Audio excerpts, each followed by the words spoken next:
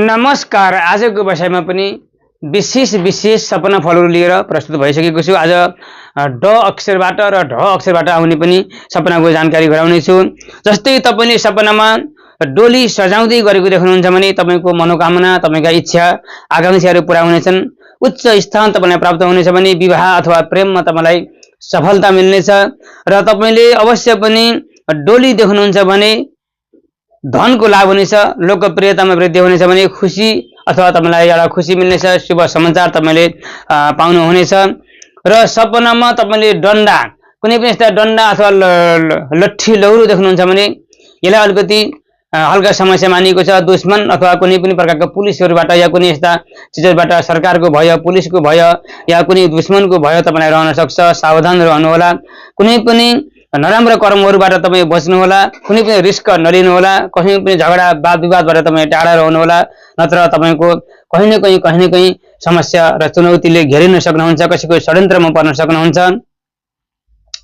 र सपनामा कुनै डालीहरू, कुनै बुटाका डालीहरू भाँचिएको, टुटेको या तल खस्दै गरेको, यस्तो मर्केको, लड्केको या ओइला आगो सुकेको देख्नुहुन्छ भने यसलाई अलिकति सानो छ भने सुख हुनेछ, ठुलो छ भने तपाईले के दान गर्न आवश्यक छ भनिएको छ।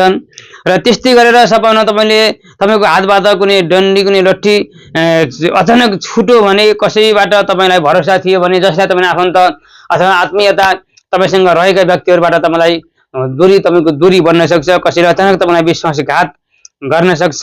यस्ता व्यक्तिहरूबाट अवश्य पनि तपाई बच्नुहोला। कसै न कसैले तपाईलाई षड्यन्त्र गर्न सक्छ, तपाईलाई अचानक गएर कहीँ न कहीँ बीचमा गएर धोका दिन सक्छ। र कुनै पनि यस्ता डालीमा कौवालाई बसेको देख्नुहुन्छ, काग बसेको देख्नुहुन्छ भने घरमा अचानक पुराना मित्रहरू या आफन्तहरू, इष्टमित्रहरू, पाहुना पासाहरू आउन सक्नुहुन्छ। शुभ समाचार तपाईलाई मिल्न सक्छ। धन लाभ पनि हुनेछ। हरियो बुटाको डालीमा तपाईले कौवा बसेको देख्नुहुन्छ भने यसलाई राम्रो सपना मानिएको छ भने कुनै डोलीमा कुकुरको सवारी गरेको देख्नुहुन्छ भने तपाईको आसपासमा, तपाईको नगरमा, तपाईको वडामा, तपाईको सदरमुकाममा या तपाईका लाई जिम्मेदारी लिएर तपाईले जसले भरोसा गरेर तपाईका काम कार्यहरूमा जसले सपोर्ट गरिरहन्छ, तपाईले जसलाई शुभचिन्तकको रूपमा मानिरहनु भएको छ भने त्यस्तो व्यक्ति नै शासक हुन सक्छ। तपाईको समाजमा त्यस्ता कुनै मुखियाहरू छन्, कुनै प्रधानहरू छन्, वडा अध्यक्षहरू छन् भने त्यस्ता व्यक्तिबाट पनि तपाईलाई धेरै सावधान हुनुपर्छ। बाहिरबाट तपाईलाई सकुनी चालचलन, मिठो राम्रो बोली पनि भित्रभित्र तपाईको खुट्टा तान्ने, जरा तान्नेहरू हुन सक्छन् भन्ने कुरा सङ्केत। पटक पटक तपाईले त्यस्तो सपना देखिरहनु हुन्छ भने र त्यस्ता व्यक्तिसँग के भरोसामा परेर तपाईले आफ्ना कुनै ठुला काम कार्यहरू उनीहरू मार्फत गराउन चाहनुहुन्छ अथवा उनीहरूको भरोसामा तपाईँ बसिरहनु भएको छ भने र यस्तो सपना तपाईले पटक पटक देख्नुहुन्छ भने तुरुन्तै तपाईले त्यो व्यक्तिलाई बदल्नु होला। त्यसबाट तपाईँ सावधान रहनु होला र आफ्नो भविष्यलाई अवश्य पनि सावधानीपूर्वक अगाडि बढाउनु होला।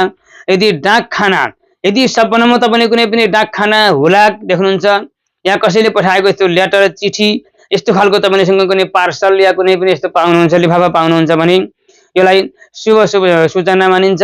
तपाईको दीर्घायुता तपाईलाई बढ्नेछ भने कुनै तपाईबाट टाढिएका थिए, तपाईसित बिछोडिएका थिए या कुनै परदेशी गएका आफन्तहरू छन् भने अचानक उहाँहरूसँग या कोही हराएको व्यक्ति तपाईसँग अचानक पुनर्मिलनमा आउन सक्छ, परिचयमा आउन सक्छ, भेटिन सक्छ या तपाईलाई खुसी मिल्न सक्छ। टाढाबाट खुसीका समाचारहरू, खुसीका खबरहरू पनि मिल्न सक्छन् या कुनै कसैको पार्सल या कुराकानी तपाईले गर्न पाउनुहुन्छ या पार्सल पाउन सक्नुहुन्छ।